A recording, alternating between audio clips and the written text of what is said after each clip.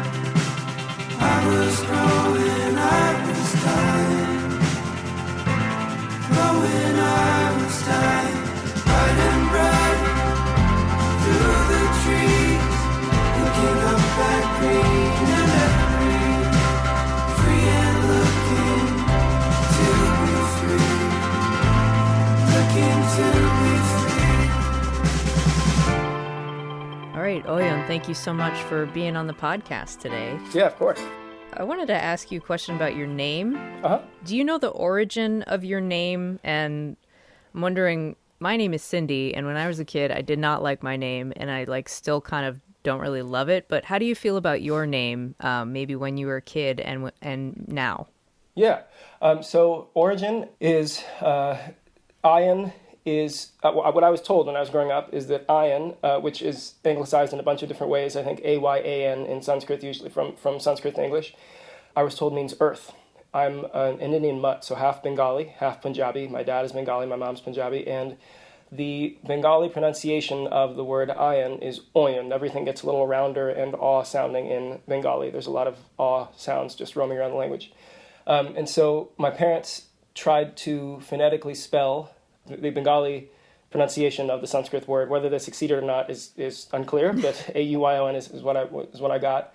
I grew up in Kansas City, not a huge Indian population. There is a significant Indian population, I think, partially because Midwestern towns tend to be attractive to Indian folks from the subcontinent. Or at least when I was growing up, it was when I met sort of relatives on the East and West Coast, they were surprised that there was some community there, but it's not huge, of course. And I went to a largely white prep school. And that's kind of the world I inhabited. So my name was one element of this larger Indian identity that was kind of something that was tricky for me, I think. There was no serious trauma, but it was just navigating the Indian identity. I feel like I grew up in an Indian household that was just transplanted to the U.S., as I think a lot of kids of immigrants do. I was born in Virginia, but my parents immigrated from India. And I have, of my three brothers, I have the most unpronounceable name. So in addition to all of the other things that I sort of tied into my weirdness, which were being Indian, not and therefore having a different relationship with Anglo-American culture. I was also prepubescent until about like senior year of high school. So like there were a lot of things that contributed to that, and my name was sort of rolled into that as this strange thing. But as I grew older and started to embrace some of those things, it made me a little different. As I think, which is a fortunate thing. I think for some people it can be a thing that drives them. I guess I didn't really have a choice. I went to a school, Williams College, where there was a small South Asian community, but I was a part of that, but also was embracing the fact that there are a number of things that make me different, that heritage being one of them. And so that my name became something that I was happy with or psyched about, or just like that was a link to something that grew important, that ended up being quite important to me, that heritage, Indian heritage. And relatively recently, like within the last year, I was with my mom, my older brother works at an Indian restaurant in Kansas City, and my mom and I were picking him up. And there was some celebration going, and someone asked, my mom and I were making small talk with someone, and my mom was asked what my name meant, and she said that my name meant path in Sanskrit. And I was like furious, or like very confused. I was like, this is not what and I got quite upset with her, which she was shocked by. Wow. I think, and the gentleman she was speaking with was also shocked. It turns out there are a lot of different definitions to this word, or different translations. Path, sort of the earth's path, is one of them, the earth itself.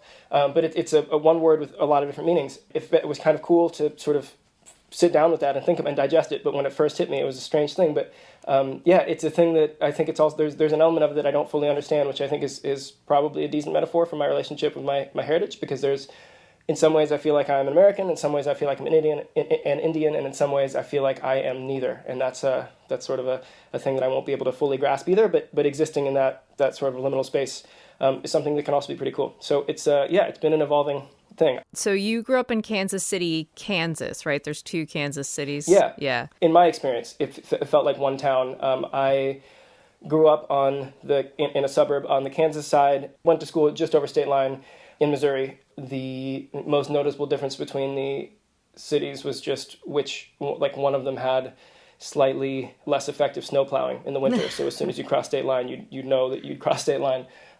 Kansas City, like many Midwestern cities, does not have great public transport. And so it's possible that there would have been some other significant differences that were noticed, but instead it was sort of like riding around between suburb and school and whatever classes my parents decided I needed to be sort of doing in order to further my education to one day become some sort of academic professional, which clearly did not Obviously work out very well. that happened. But, it happened, and then somehow here I am. You played sports when you were younger. What was your relationship to athleticism then, and how about now?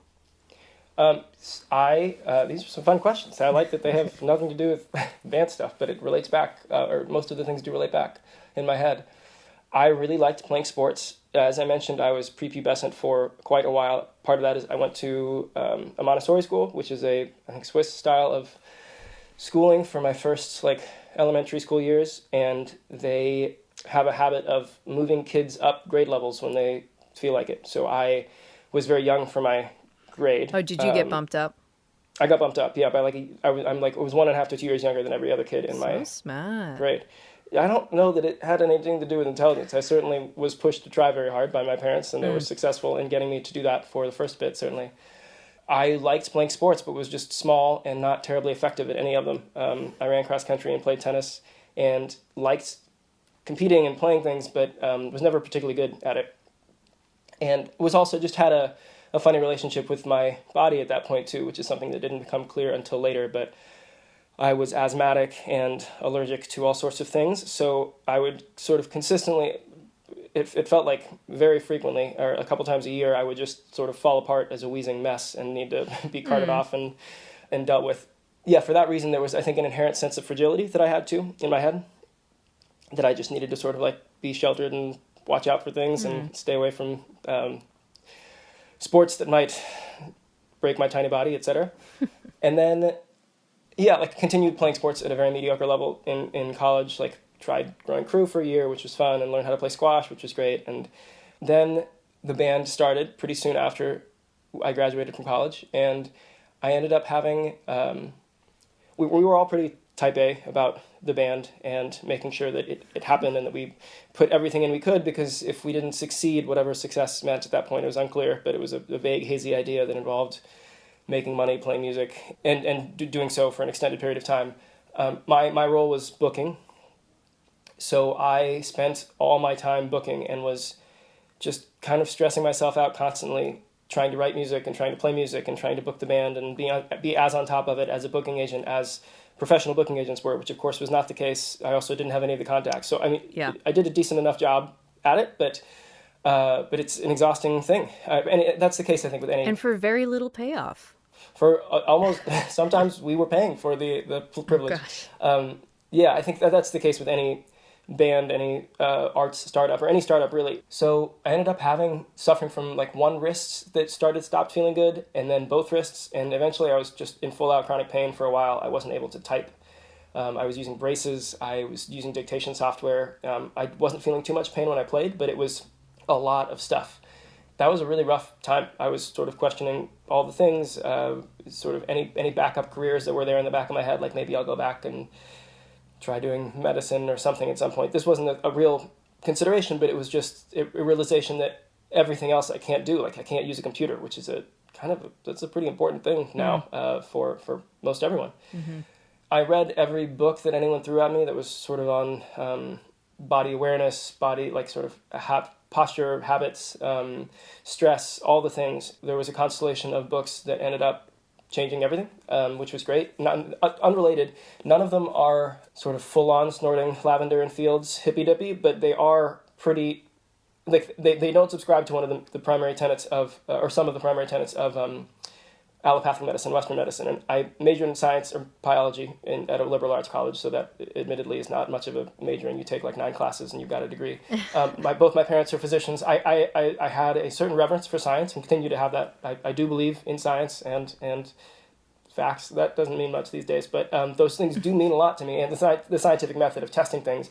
But there are things that if you go to a physician as a 24-year-old saying you have wrist pain and chronic pain, and they're like, it's probably some carpal tunnel-y type thing happening. You can manage it, but this is going to be the case for the rest of your life. Like, as you age, this is just what happens. Your body is in pain. And that was extremely hard to hear, and what was the one thing that tied all of these books that helped together was the belief that the human body is in fact incredibly resilient. You just have to treat it correctly. And some of these are postural, like the Alexander technique. Ego skew method is another one.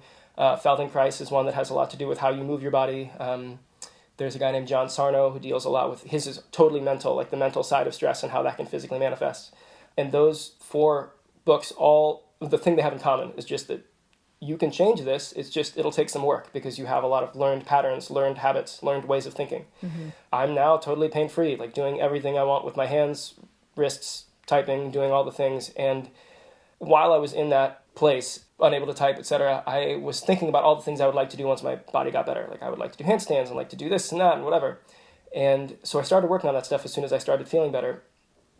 So within the band, I don't have a terribly good ear, especially in comparison to the other guys who are able to hear harmonies. Like they're able to sing and hear what other people are singing and tell them if it's wrong while it's happening, while I'm like focusing on just what I'm doing. And the other guys tend to do a lot of engineering. I tend to prefer sort of sitting in the kitchen and cooking and like providing food while recording is happening, which is a position I love playing. But one thing that I found that I am able to do at the level that the other guys can, and sometimes more effectively, is just like sit down, practice something for a long time, and then be able to play something that is technically very demanding.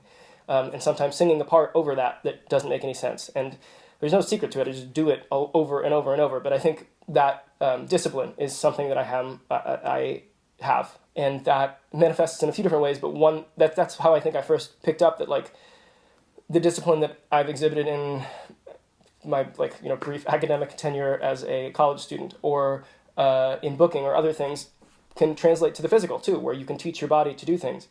And so I thought, well, what if I start doing, like, trying different things and, like, teaching my body how to do things? I probably can manage that. And so I'm not the quickest to, like, learn a physical skill, but I found that I can pick stuff up pretty quickly, and as I've gotten into handstands and sort of cartwheels and working on flips and stuff like that, which has been really fun. I bought a slackline and been playing with that. My most recent endeavor has been learning how to play basketball, which I've given myself 2 years to do, and that's been totally enjoyable, and it's getting better. So yeah, I'm like, I feel really good about how I can move now, but it took a while to get to this point. It didn't involve excelling as a high school athlete or anything like that. It's something that sort of took a lot longer.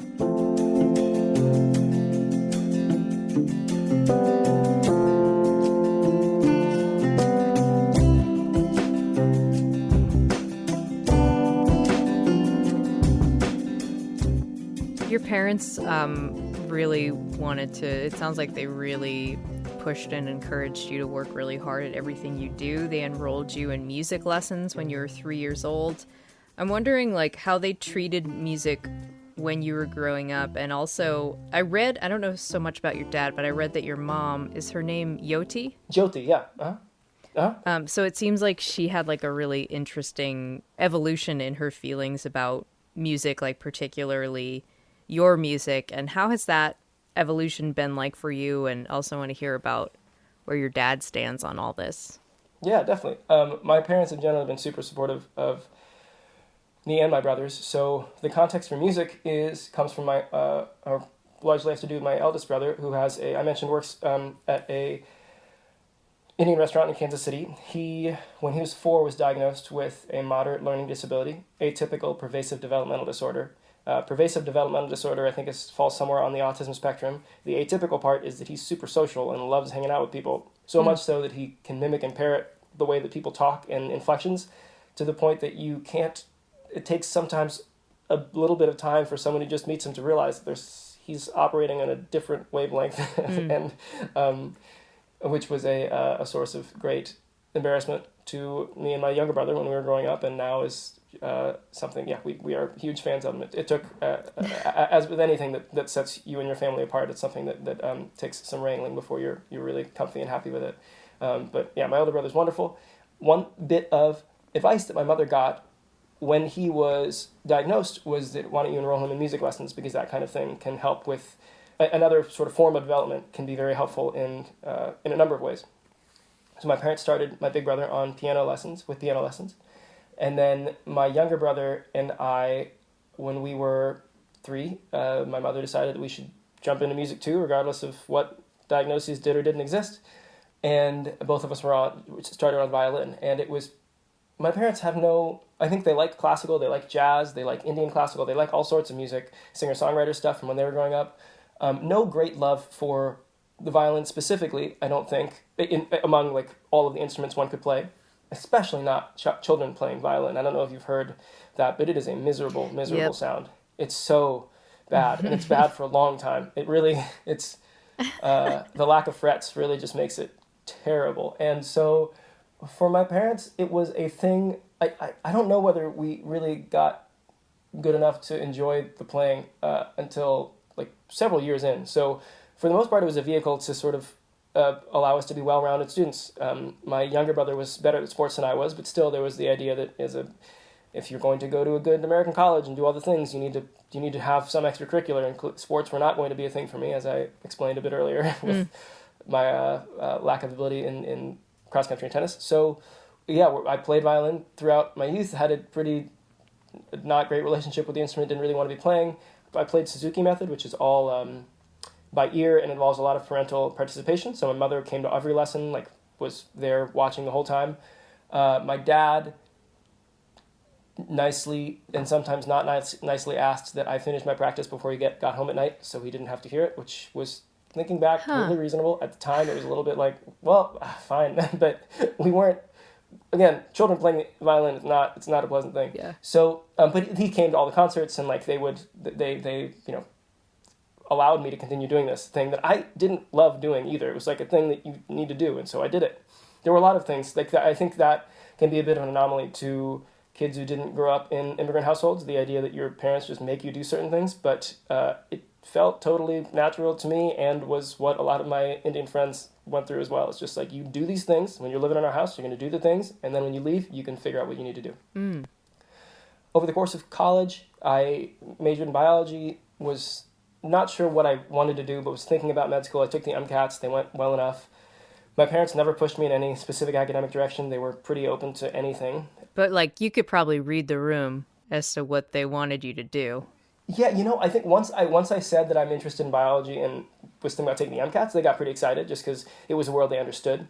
The arts was one thing that was not on anyone's radar, not even mine, because I really didn't like playing the violin. I got into songwriting in college, and it was sort of a fun thing.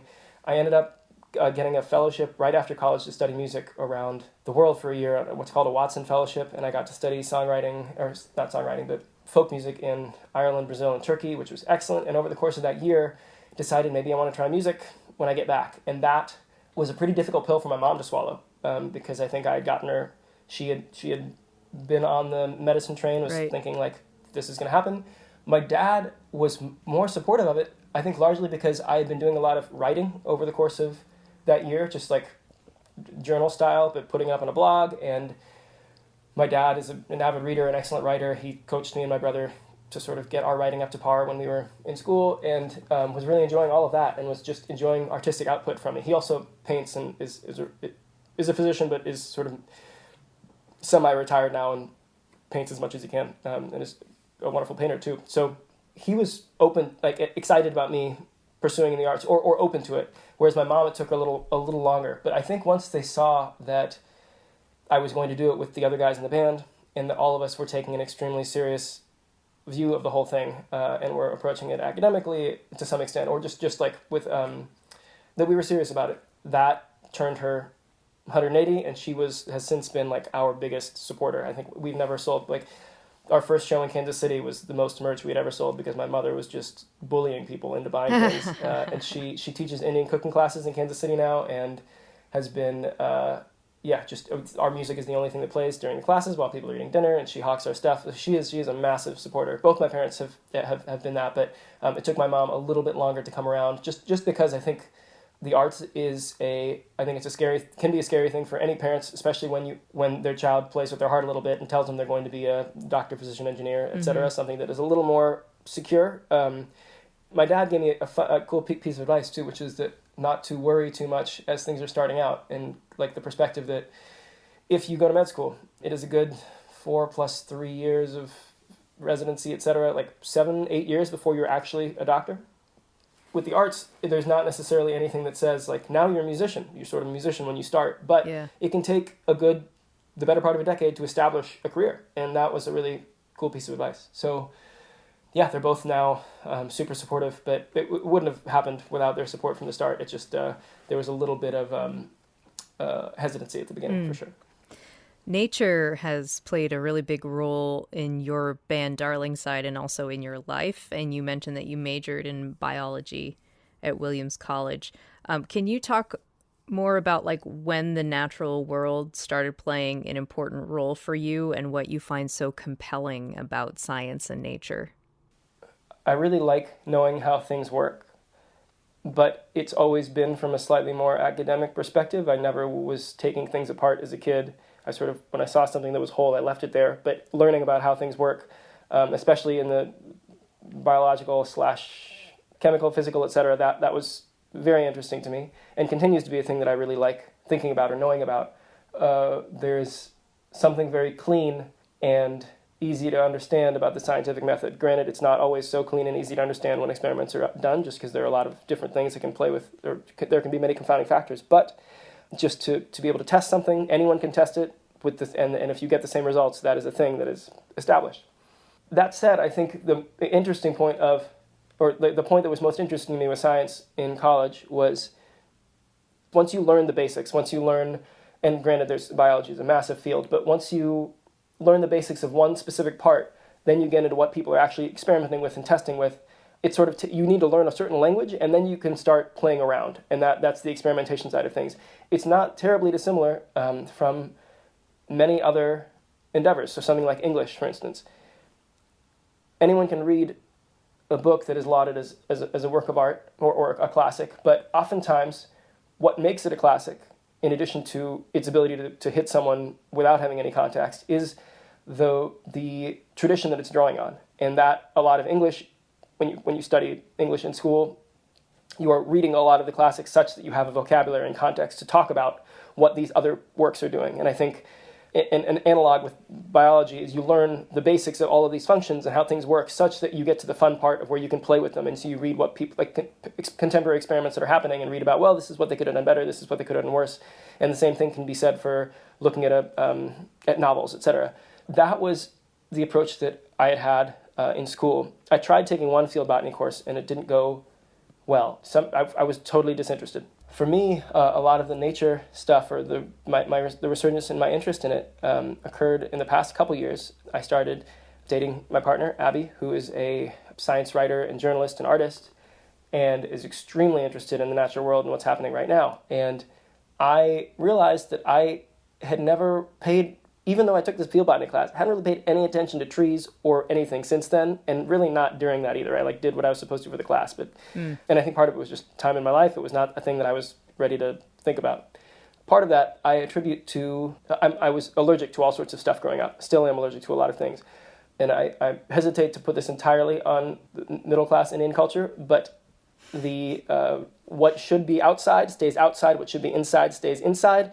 Never the twain shall meet. And especially as an allergic kid, my family's house was pristinely clean all the time, shoes off, no dirt anywhere. It's just and don't touch stuff that's outside. It's filthy. You don't know where it's been. That's a butt. Put it down. Put the frog down. Don't touch the stuff. So I was never in stream. Yeah, I was never in streams playing with animals or looking at stuff. It was very much that was not the case.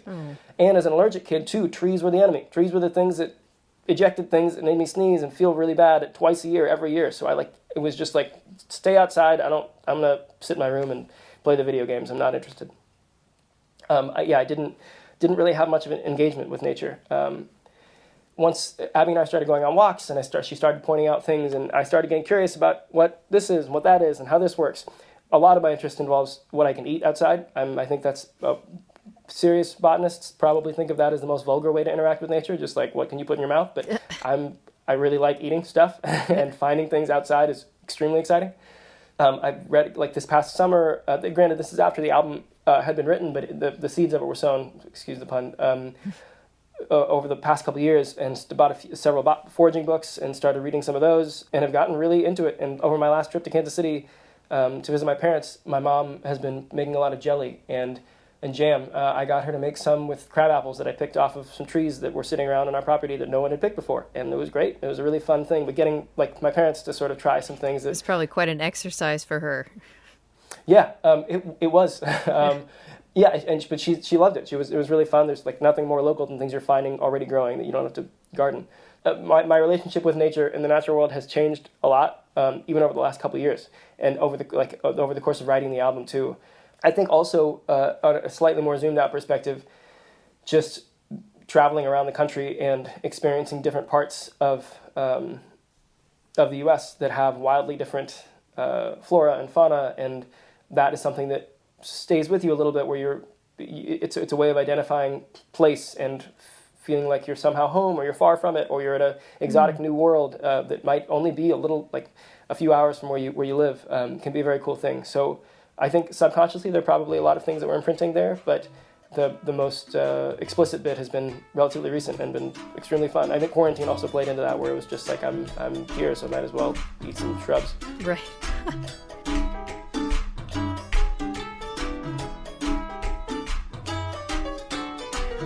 Did you participate in this a cappella group? Yeah. Uh-huh. All right. I want to hear some more about how the band met in an a cappella group, and then maybe how did that original connection of a cappella help establish everyone's love of and ability to create these amazing harmonies? Oh, thanks so much for the kind words. So we were all in an a cappella group together. That's not how we actually all first met. Dave and I were randomly paired together as freshman year roommates. We decided to both try out for a cappella and the groups, and which is a big thing at Williams. There are only 2,000 students on campus, and at the time there were 7 a cappella groups, which is that's a lot. Ludicrous. Jeez. It's no frats allowed, so instead we just sing together softly. So Don was a sophomore in one group. Dave and I both got into that group, and then Harris was 2 years behind us. And I first met Harris.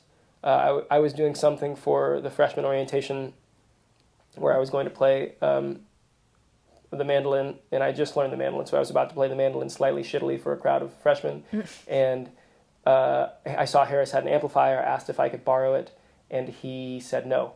That was our first interaction. So, and then he tried out for the a cappella group, got in, and we were all in that. We were only in that group for 1 year. So, and there were a bunch of other things that were happening on campus musically that we were interacting with around.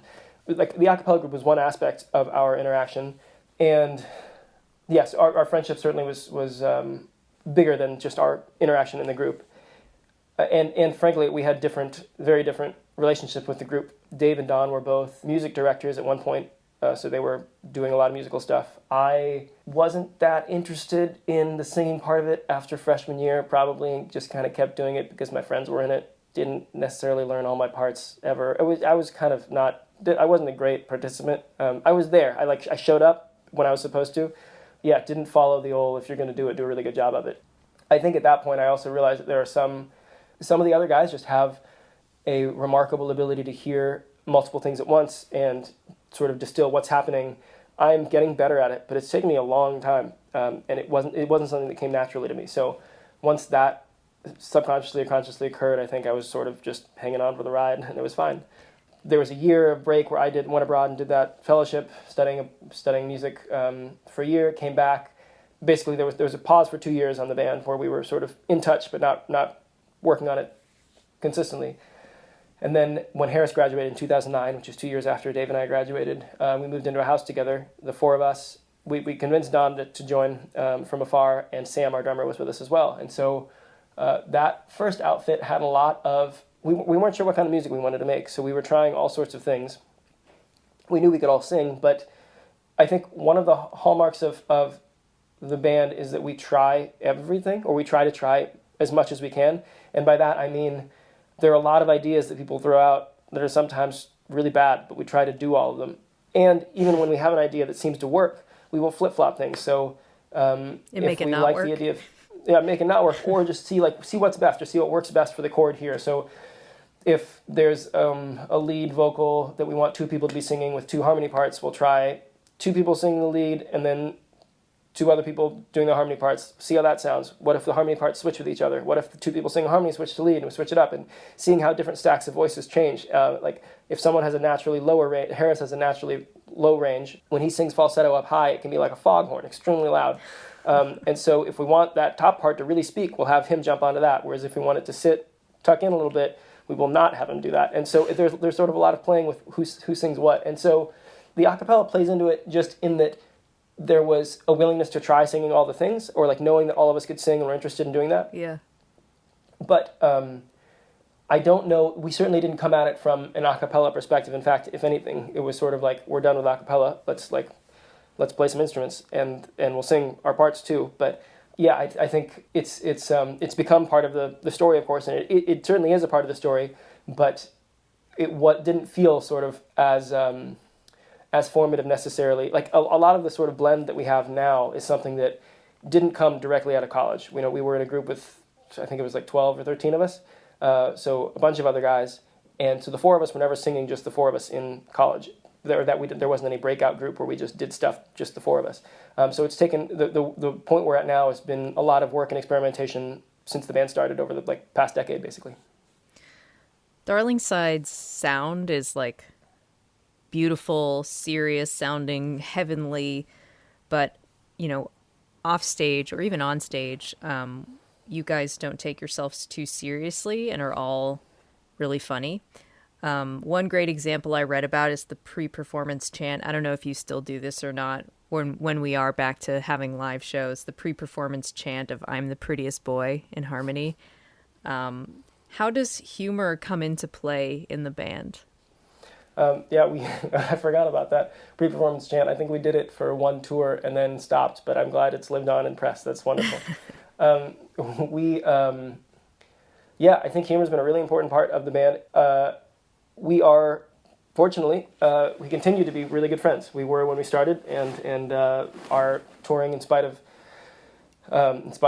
spending way too much time together, hasn't dulled our fondness. It certainly has changed our desire to live together. We were living together in a house for the first few years, and we're all very glad we're not doing that anymore. But when we're hanging out during rehearsal, there's a lot of joking, there's a lot of back and forth, and that didn't really translate to our stage performance until we slimmed down from a 5-piece to a 4-piece. So when our drummer departed and we went from more of an indie rock band to a folk act, which was 2013 maybe, somewhere in that vicinity, 2013, 2014. Mm-hmm.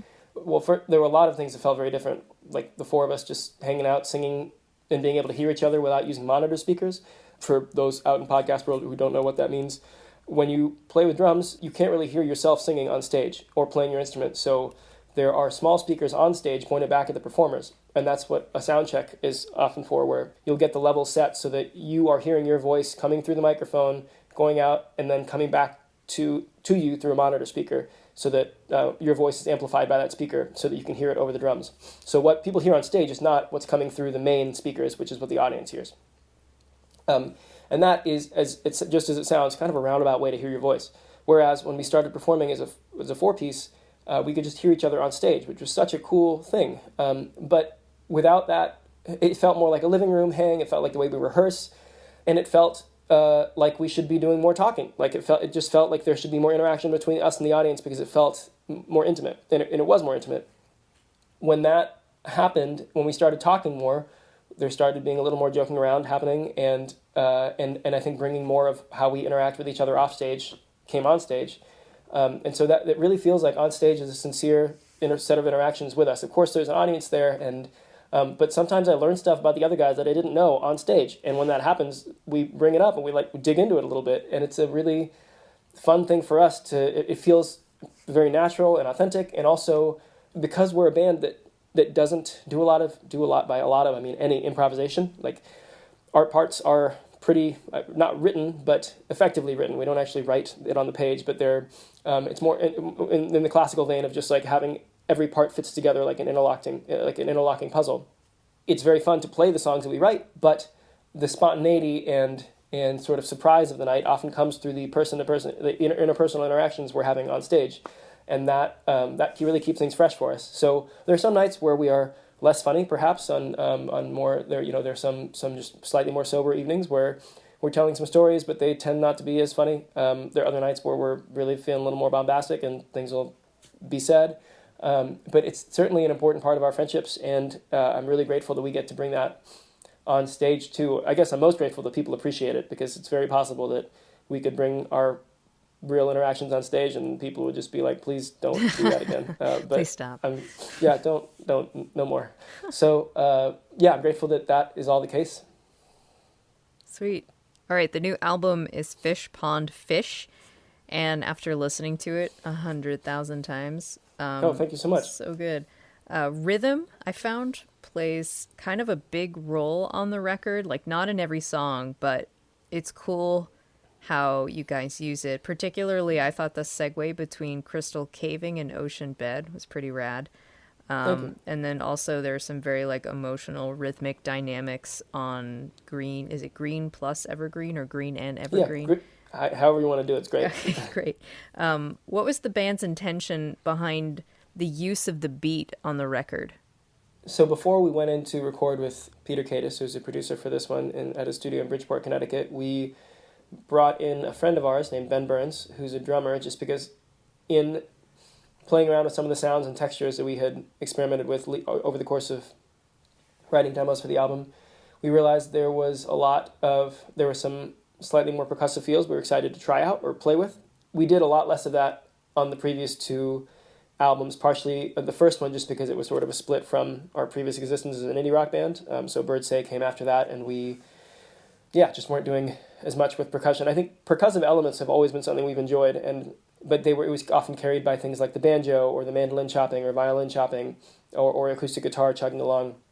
But for this one, we were thinking it would be fun to play with some slightly grander ideas or things that pop a little bit more.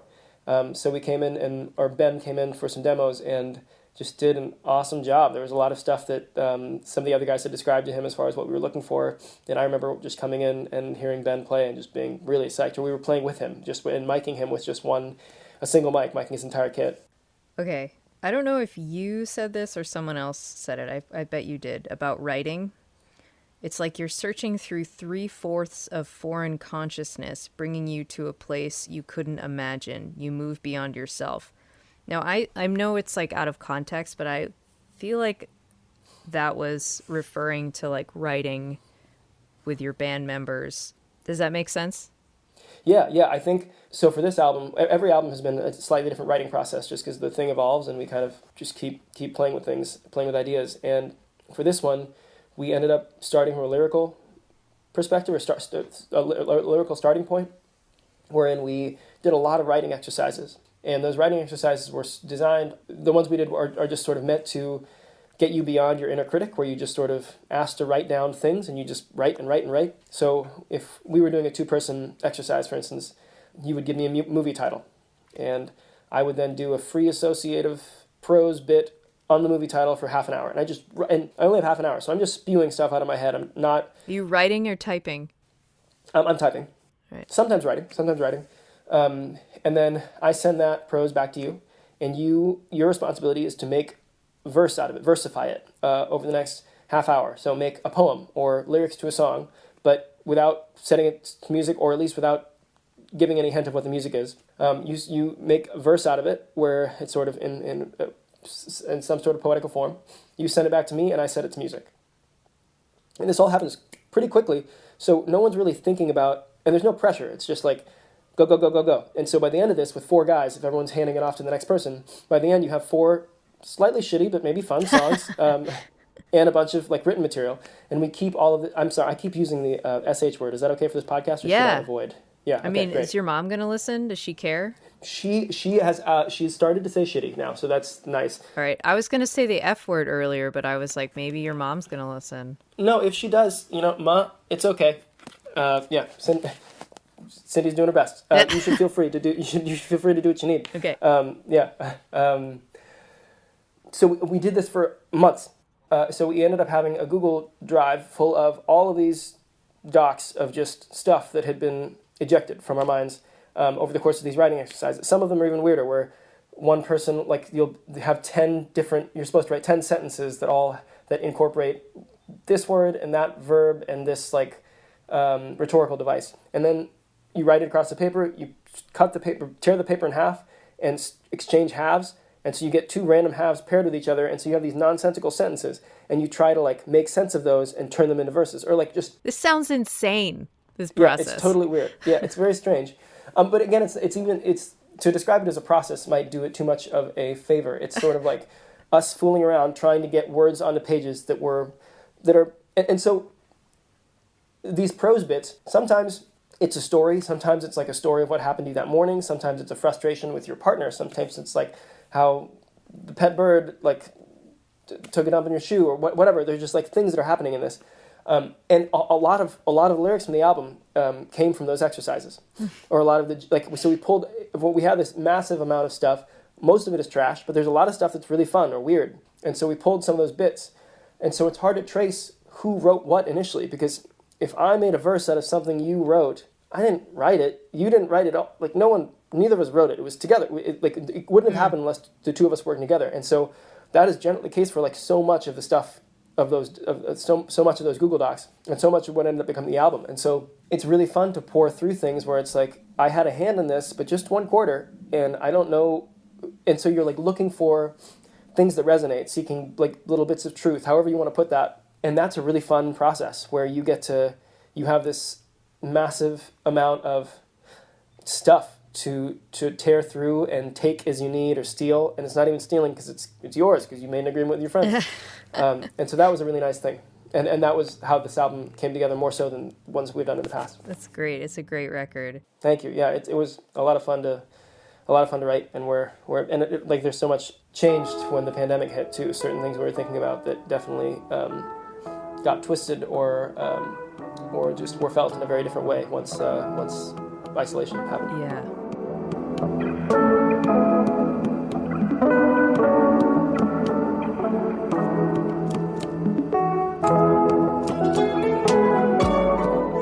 All right, I want to talk to you about, or hear you talk about the evolution of your physical appearance, like looking at a picture, not just of you, but like of Darlingside, in 2013 is like way different than looking at a picture of Darlingside in 2020. And also, I guess, like, particularly your appearance has really evolved. You know, your hairstyle, your glasses, your clothing, like, you have just really, like, come into yourself when it comes to, like, your physical presentation. How have you felt about the evolution of that, of your physical appearance, and how do you use that to express yourself? Oh, wow. Well, thanks for saying such nice things. I didn't think about physical appearance really much at all growing up, outside of wishing I looked a little less different, I think. And certainly didn't, just one thing my family didn't really do was think about clothes or what kind of clothes we were wearing or what kind of clothes one should wear. And so that didn't really become a thing until maybe a little bit in college, but really once we had to sort of dress a certain way for shows, or decided we needed to, not even decided, but just like once we knew that shows were a thing that we needed to present ourselves somehow for.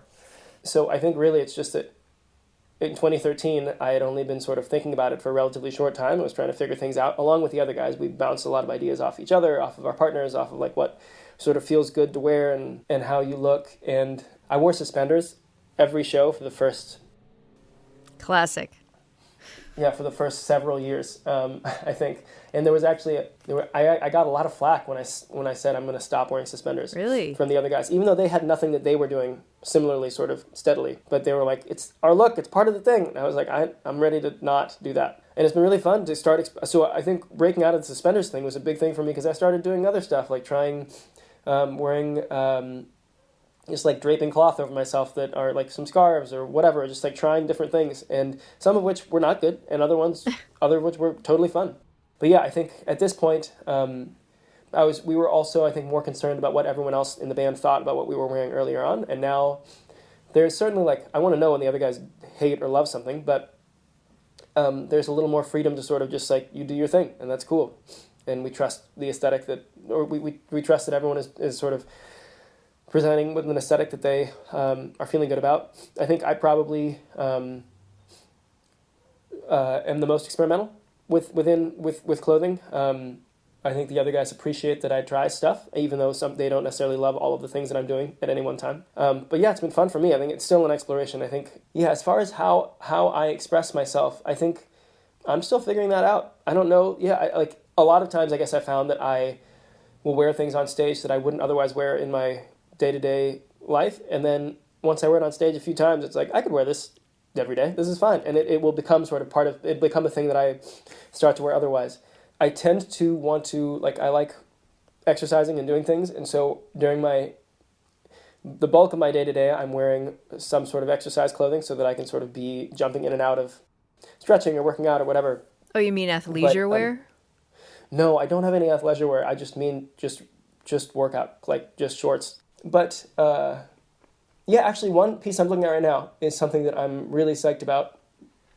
I got a denim jacket in the putting me firmly in the mold of Massachusetts folk. And I noticed at Newport there were a bunch of folks who had, Newport Folk Festival, there were a bunch of people who had really cool embroidered stuff on the back of their jackets, and there's a company down in Austin that does chain stitching. I'm currently blanking on their name, but it's a really great company. And it turns out their chain stitching to do the entire back of of a jacket is very expensive. I learned when I consulted with them. So I asked my dad, who's a painter, to paint something on the back of it for me, and he painted a shell from my grandfather and grandfather's home in Delhi, like a conch shell. Oh, conch that's shell. sweet. And here I can you might be able to. There it is over there. Sorry, it's a little far. It looks a little bit like that's right. Thanks. Yeah, I really like it. He did a great job, and I think putting in little bits. I think that's been something that I've really enjoyed doing is including little bits of Indian flair into what I'm wearing. So occasionally there'll be like a kurta pajama. Occasionally, like that jacket is one of them. Indian scarves. I've tried taking some of my mother's stuff, which she's not psyched about me wearing too many of her things. There's some ways in which she is more of a traditionalist, but I intend to take some of it at some point and wear it on stage, just because there's Indian women's wear is really, really cool. But there's just a lot more fun stuff happening than within the menswear world. All right. Auyon Mukharji of Darlingside. New album, Fish Pond Fish. One more thing before we go. Okay, what we're going to do now is something called the lightning round. Okay. Are you ready for some fun? I have to answer quickly, is that correct? Yes, and no lies. Oh, wait, I haven't been lying this whole time. Why are you specifying no lies now? What is that supposed to mean? Have you been lying? I mean, I haven't been lying either, so I... Okay, all good, right, I guess great. we're good. Yeah, so no lies for you either, then. Okay, Yeah, great. fine. Okay, here we go. First of all, do you play the guitar? I'm learning. What was the first song you learned on the guitar? Oh, so I actually had a year of guitar lessons when I was in high school, and the riff, the first riff that I learned was the opening riff for The Kids Aren't All Right by The Offspring, and we actually got to meet Noodles, the Offspring guitarist, at a Brandi Carlile show that we opened up for her at in LA a few years back, and he said he liked our music, which is a really cool full circle thing. Oh man, that's amazing. That wasn't very lightning like what I just did. I'm sorry. I'll go faster. It's fine, just don't do it again. I won't. Okay, what is your karaoke song? I don't have a karaoke song, I don't think. Maybe something by the Goo Goo Dolls? Slide? Oh, that's good. All right, that's a Thank good you. one. Okay. Dogs or cats or something else? Dogs. What is your coffee order? Depends on the shop. If it's a good place, then a macchiato. If it's someplace that isn't as good, I will probably forgo. Favorite U.S. city? Oh. I probably have the most love for Kansas City. First album you bought with your own money? It was either that Offspring album that has The Kids Aren't All Right on it, or a Sugar Ray album. Ooh. The one that had Every Morning. I don't know the name of the album. Gosh, you came of age in the late 90s, early 2000s, huh? That's when I started buying things for myself. It's a tough time. I'm a few years older than you, and I think I just missed... My first album was Alanis Morissette. So that's good. But like a couple years later, it probably would have been like Korn or something. Yeah. Ugh. Anyways, Agreed. First concert.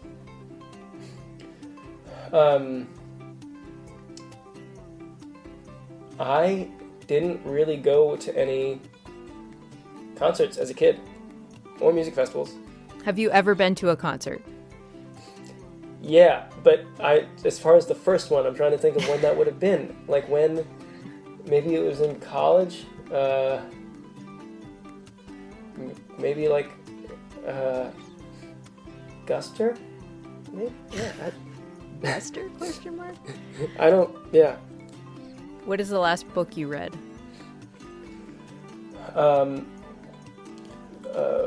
P.G. Woodhouse, one of the ones about Bertie Wooster. I think it's something that has Jeeves in the title, but I don't know the full name. Nice. Flying or invisibility? Flying. Star Trek or Star Wars? Wars. Last question. Where is the most beautiful place you've ever visited? Oh. I can't speak absolutely, but relatively recently I was in Acadia in Maine, and it's very nice there. Cool. Good answer. New England Thanks. Central. New England Central, yeah. Cool. All right, that's it. That's the lightning Awesome. round. You have done it. You've answered all my questions. And I did it. You did a great job. Thank you so Thank much. you. Thank you. Thank you. Basic Folk this week was produced by Laura McCarthy. Lindsay Myers is our business manager. Alex Stanton of Townspeople does our music. Basic Folk is proud to be on the American Songwriters Podcast Network. I'm your host, Cindy House. If you liked this podcast, that's great. Big thumbs up to you. Please share it with a friend or a family member who you think might enjoy. Subscribe, rate, review, all that. You can follow us on social media. Find us wherever you get podcasts and at my website, cindyhouse.net. And we will talk to you next time on Basic Folk. Okay, bye.